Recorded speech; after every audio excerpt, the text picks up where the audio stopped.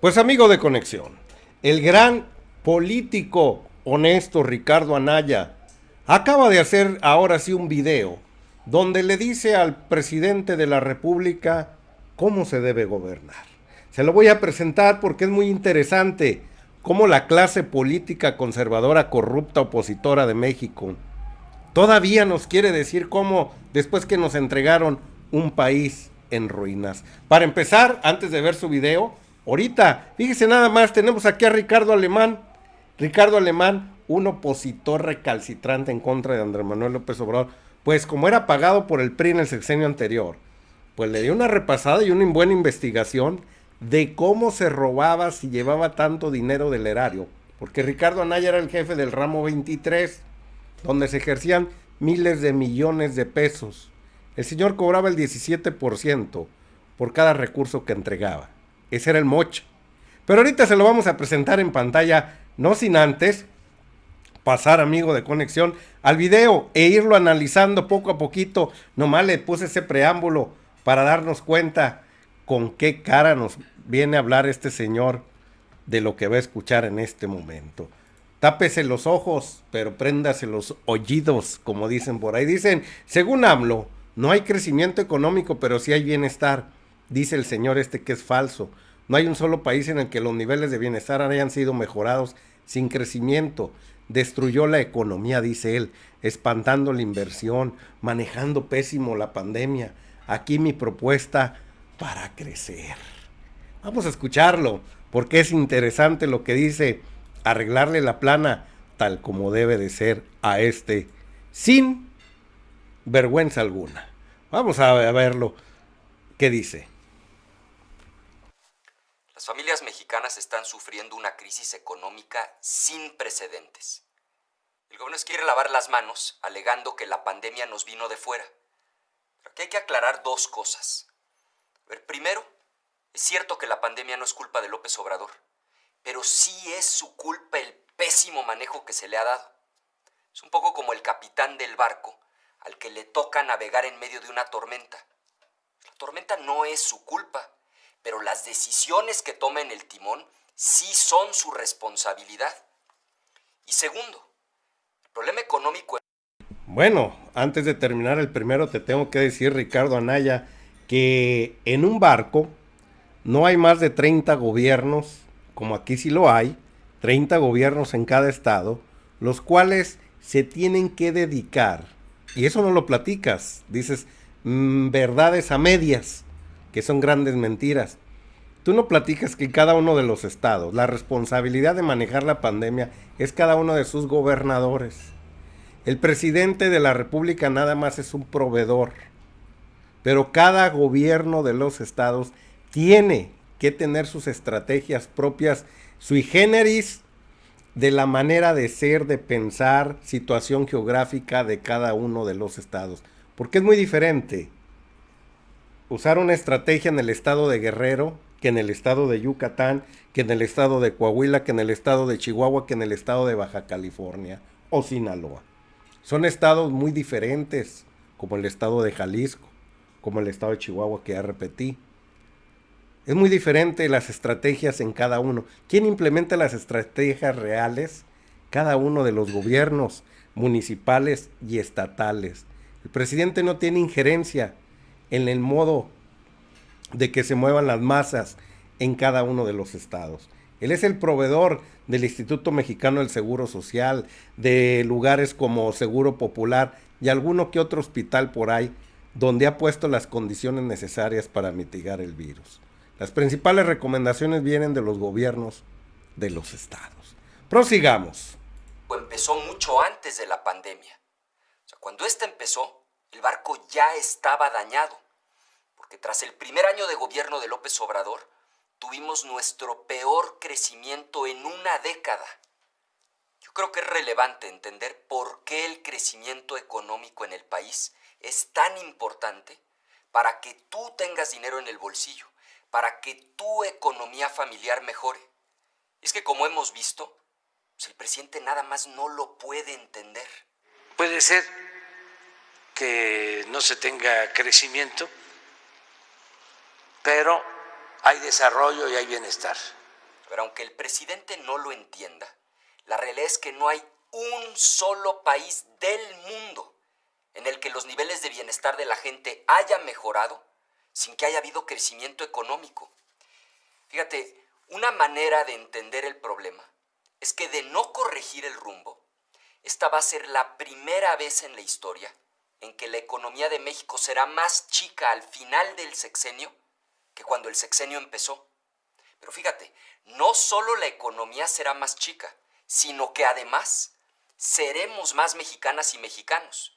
Entonces, como hemos visto, el problema es de lógica elemental.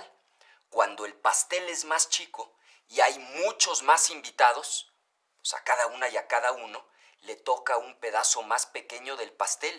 O sea, rebanada. Sí, nada más que ustedes no repartían el pastel de manera equitativa. No nos quieras engañar queriéndonos expresar y mencionar de la forma didáctica que lo estás haciendo de una forma mentirosa. Ustedes nunca repartían el pastel de forma igualitaria. Siempre fue ventajoso para ustedes. Les voy a presentar unas gráficas para decirle a este sinvergüenza que las formas de crecimiento no son las formas de bienestar de un país. Porque la fórmula de México, el crecimiento era nada más para las empresas de la iniciativa privada. Ustedes medían con su fórmula cómo crecían las empresas de ustedes, evadiendo impuestos, condonándoles impuestos, teniendo sueldos de hambre que todavía existen. Por ejemplo, las compañías Oxxo, las cuales batallan mucho por empleados ahorita en este instante, las tiendas de conveniencia en general. Eso era crecimiento para sus bolsillos. Crecían, se hacían más multimillonarios, salen en las revistas de Forbes. Pero crecían los pobres en México. Qué cosa extraña. ¿Qué bienestar nos vienes a hablar de manera hipócrita? Si mientras había crecimiento del 3, del 2%, con gobiernos panistas y priistas, al final del sexenio, porque en todos en su principio decrecían, no nos quieras mentir. Todos. Mientras se acomodan en el puesto, los 2 primeros años son de un reacomodo y después vienen los crecimientos. Pero para los empresarios, o dígame usted, amigo que me está viendo en este instante, ¿a usted le crecía el bolsillo? Vienen empresas privadas de otras partes del mundo. Y claro, pero con pagos entre 800 y 1,200 pesos en general. Ese tipo de empresas queremos para México y de esas nos las llenaron. Mire, vamos a ver estas gráficas para ver a este mentiroso que nos quiere cuentear a través de las redes. Vemos aquí los países más innovadores de América Latina, los que tienen las mejores ideas, la mejor propuesta. Esta es fuente de la Organización Mundial de la Propiedad Intelectual. Y ahí vemos que en el 2020 Chile fue el país más innovador, después le siguió México, después Costa Rica, Brasil, Colombia, como lo ve ahí en pantalla. Dígame usted si los empresarios no están trabajando en México y el gobierno federal a través de la escuela pública. Dígame si no le está invirtiendo. Vamos a ver otra grafiquita para restregárselas a este señor Don Pinocho. La economía latinoamericana post-coronavirus, después del coronavirus. Crecimiento del Real PIB en países latinoamericanos seleccionados entre el 2020 y 2021. 2020 de color rojo, 2021 de color azul, es una proyección. Perú es el mayor país con decrecimiento. Luego le sigue Argentina, luego Ecuador y luego México. Y México casi está a la par en decrecimiento, junto con Colombia y Bolivia. Luego viene Chile, República Dominicana, Brasil y otros países que ya no salen. En el crecimiento México 2021 va a revertir, como lo ve ahí, es una proyección, pero México no es el peor país. En América Latina nada más, de las economías más grandes, el único que le gana es Brasil, de las economías más grandes, porque México es la segunda economía de América Latina. Después vienen todas con un abismo muy grande, pero eso lo quiero poner para que vea que no somos la economía peor de América Latina. Hay 3 peores que México, en las cuales cayeron más que México. Las economías más competitivas de América Latina. ¿quiénes tienen mejor poder económico en estos momentos? Chile es la número 1 en América Latina, México es la número 2 en América Latina, es la 48 economía, ¿sí?, más competitiva de todo el mundo. Así que, señor Anaya, le vamos a seguir presentando reparto de la pobreza de América Latina, cómo nos dejaron en el año 2018. Esta fuente viene del 2018, cuando Enrique Peña Nieto nos entregó el poder, ahora sí, a este gobierno progresista. Porcentaje de la población que es pobre, muy pobre y extremadamente pobre. La gente pobre de color café en México, ahí lo tiene, en cuarto lugar en América Latina de los más pobres, ¿sí? Muy pobre, tiene ahí el color café tenue, y luego ya de color casi amarillo, extremadamente pobre. El 48%, 0.8% de nuestra población vive en la pobreza. Solo Honduras nos gana, ¿sí?, en país más pobre. Luego viene Venezuela. Fíjese, nada más Venezuela tiene menos pobres que México. Porcentaje, no en número, en porcentaje de población. Venezuela tiene menos pobres que México, y tanta que la golpean por ahí, y México tiene más pobres. Nunca se quieren ver a sí mismo, ¿sí?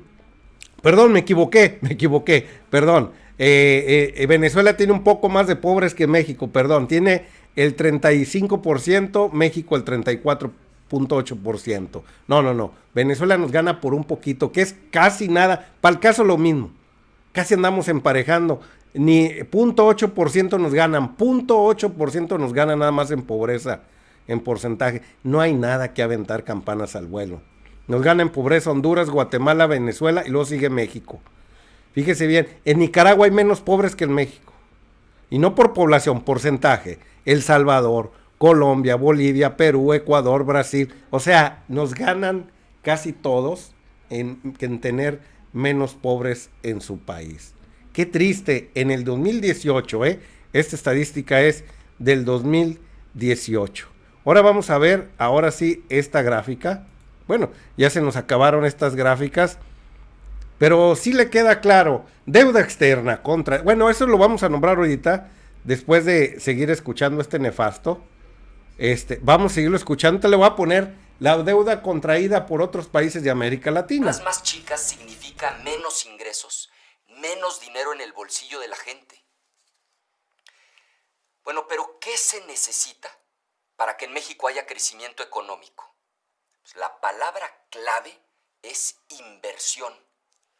Cuando una empresa invierte, por ejemplo, en una nueva fábrica, pues mucha gente va a poder trabajar ahí por años.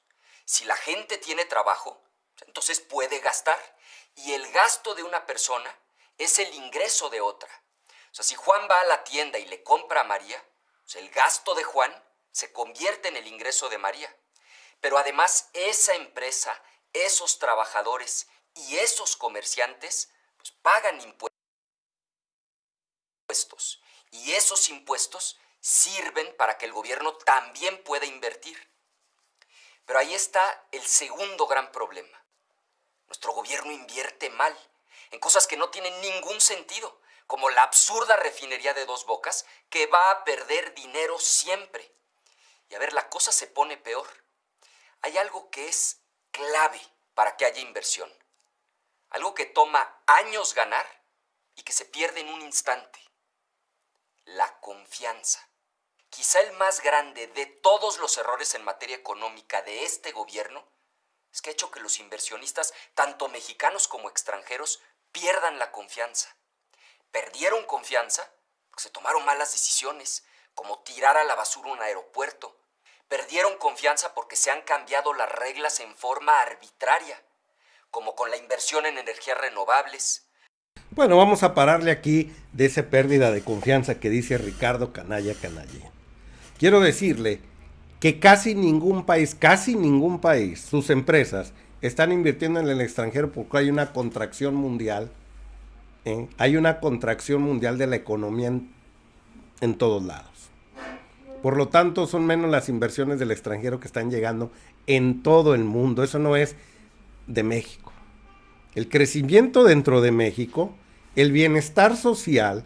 Gracias a eso no ha habido un levantamiento, no ha habido saqueos, porque el presidente de la República ya no rescató a las empresas que ahorita más adelante vas a defender, dándoles deuda pública para que ellos solucionen sus problemas.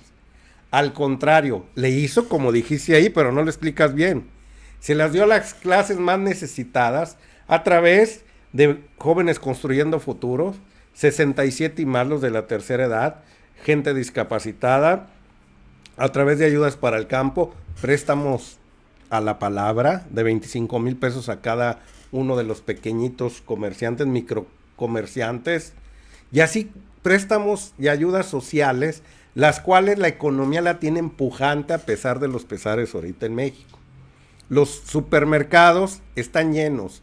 La gente que vende productos y da servicios, ahorita nos han comentado que ellos les dio doble trabajo. La gente no deja de comer, la gente no deja de comprar. El Buen Fin subió las expectativas del año pasado. Nada más para que te vayas dando cuenta, Ricardo Anaya. Hay ciertos rubros en los cuales la economía decayó, pero la mayoría, sobre todo cuando le entran a la comida, están vendiendo el doble. Se han abierto más supermercados, hay mucha confianza al respecto. Y de las energías renovables, ¿por qué Comisión Federal no pidió mejor prestado para poder ellos hacer esos campos como los que tenemos ahí en pantalla, de celdas solares o de campos eólicos como los que pasaron? ¿Por qué Comisión Federal, si nos daba el 100% de la energía, por qué no lo hizo? ¿Por qué prefirieron que vinieran empresas extranjeras, donde están ustedes inmiscuidos, y vendernos la energía barata a un superprecio superior de las energías caras que supuestamente produce Comisión Federal? ¿Por qué se encareció tanto? ¿Para que ustedes ganaran más? Esa es la realidad. La otra realidad es, nombrabas hace un momento respecto a la situación de esa confianza, donde quiero volver a indagar. Hay mucha confianza entre los empresarios, le está yendo muy bien. ¿Por qué? Lo pasaste muy bien. El dinero llega al más necesitado en vez de llegar al empresario, ¿verdad? Como tú lo quieres. Y el más necesitado va y compra las empresas de los meros machuchones. Por lo tanto, la economía de ellos se aceleró, pero vía más necesitados. ¿Cómo le hacían antes ustedes? Le daban a los empresarios el dinero público de nosotros, con los cuales acá surgía la pobreza, les caían migajas, y estos siempre estaban en descontento, no tenían para comer, calzar, vestir y tener un hogar digno. Hoy acá en ya hay cierta curación, pero en tu fórmula de crecimiento, este bienestar social al que se refiere Andrés Manuel, no entra esa fórmula donde le llega ese dinero a los pobres, sino nada más le llega el crecimiento de evasión de impuestos, de condonación, de enriquecerse pagando salarios de hambre en este rubro, y ellos se hacen multimillonarios. Esa es la diferencia. Vamos a seguir escuchándote para verla sin razón. La cancelación de las rondas petroleras, consultas ilegales que cancelan inversiones que ya estaban realizadas. Y a ver, no lo digo yo. Ahí están los datos del INEGI. Con López Obrador en el gobierno, la inversión está en su nivel más bajo en más de 20 años. Esto es muy, pero muy grave. Mientes con todos tus dientes. A pesar de la pandemia, la inversión está a todo lo que da. A pesar de la pandemia. Y te quería nombrar lo de Dos Bocas, que se me había olvidado. Dices que no va a ser costeable. Pues yo no sé, de las 200 refinerías que hay en el estado de Texas, yo no sé si sean incosteables y que siguen estando ahí. Yo no sé las refinerías en la India y en varios lugares del mundo que están construyendo. Yo no sé si las están haciendo por incosteables. Y fuera de lo incosteable, es una necesidad nacional que ustedes vendieron. México necesita producir sus propias gasolinas con su propio petróleo y no hacerles ganar al extranjero llevándoles nuestro petróleo y luego que ellos nos lo devuelvan ya en formas de gasolinas. ¿Por qué nosotros no lo hacemos? Y es muy costeable y tú lo sabes. Por eso crearon Pemex, ING, allá en el estado de Houston, con dinero de nosotros hicieron una empresa privada. Dos Bocas, Istmo de Tehuantepec, Tren Maya, en la terminación del Tren México-Toluca y Santa Lucía, todas esas infraestructuras grandísimas están ocasionando muchos empleos, mucha inversión. Lo que se cayó de una inversión que tenían ustedes nada más haciendo ahí en el aeropuerto de Texcoco, una inversión nada más. Hoy tenemos 5 megaproyectos donde todas esas empresas que laboraban ahí en el lago de Texcoco están muy contentos y nadie dice nada, como Carlos Slim con su industria Carso, porque están trabajando en las 5 obras magnas que ustedes nada más se hacían una en cada sexenio y no las terminaban, como la autopista México-Durango que la empezó Felipe Calderón, no la terminó Peña Nieto, claro, con deficiencias y al triple. Nunca terminaban una obra magna. El aeropuerto de Texcoco era la única obra magna de Peña Nieto y no la iba a terminar ni el siguiente gobierno, sino hasta el otro después de Andrés Manuel. De eso nos hablas tú. Porque ciertamente la inversión del gobierno importa, pero la de las empresas importa mucho más. Fíjate, esto es lo que López Obrador nunca entendió. En México, por cada peso que invierte el gobierno, las empresas privadas invierten 6. Y por eso es tan importante que el gobierno genere un ambiente de confianza, que invite a la inversión privada. Porque si no hay inversión, pues no va a haber crecimiento, empleo, no va a haber bienestar. Y finalmente... Pues yo veo, señora Anaya, yo salgo a la calle y aquí enfrente acaban de inaugurar el día de ayer una tienda de esas llamadas Coppel. Más adelante hay un super mega hotel que están terminando y todavía más adelante, en un centro comercial muy grande, están construyendo un hospital en este instante. Para donde quiera que camino, hay mega obras de la iniciativa privada todavía. Hay ramos, por ejemplo, los restauranteros, los cuales están sufriendo mucho, los gimnasios, y así puedo seguir nombrando muchos ramos en los cuales sí se ha afectado mucho con esto de la pandemia, pero hay ramos en los que están viento en popa. Si la economía estuviera como usted nombra, pues en este instante México sería ahora. Si ahora no se le olvide que la deuda externa de Colombia ha aumentado en más de 10,000 millones de dólares en esta pandemia. Perú había pedido una proyección de 50,000 millones de dólares de deuda por la pandemia, no sé cuánto hayan pedido hasta este momento. Ecuador andaba ya rondando arriba de los 10,000 millones de dólares en esta pandemia. México, $0. Y todavía, dice el gobierno, tenemos dinero para seguir invirtiendo en México.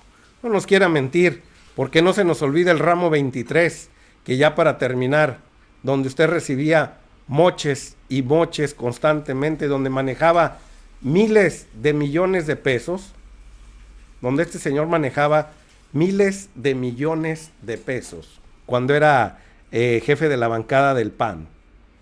Aquí está, búsquelo, Ricardo Alemán, chayotero, intransigente, autoritario, te dedicó una buena columna hace unos años, allá en el 2016, cuando te querían pegar los priistas totalmente, y nombró los cientos de millones de pesos que te llevaste a tu bolsillo para invertirlos allá en tu gran Querétaro, en el cual eres de los latifundistas más grandes de ese lugar, junto con Pancho Domínguez y pues claro, el señor Diego Fernández de Ceballos, que es el padrino de ustedes. Pues amigo de Conexión, ¿con qué cara viene este señor a querernos decir cómo, si durante los 2 sexenios que gobernó tu partido entregaron más pobres con tu mentado crecimiento? Si en el sexenio de Enrique Peña Nieto aumentaron los pobres, la inseguridad, con tu mentado crecimiento. Eso no lo queremos en México. Necesitamos bienestar social, no crecimiento como el de ustedes, sino un crecimiento real. Crecimiento en las clases más desprotegidas, no crecimiento en las bolsillas de los empresarios, a los cuales tú les rindes pleitesía. Vámonos riendo, raza. Dele like, suscríbase al canal. En esta bolita es más fácil y aquí tiene 2 videos para que se mantenga usted mejor informado. Nos vemos en la próxima conexión. Si está en Facebook, manita arriba y suscríbase también.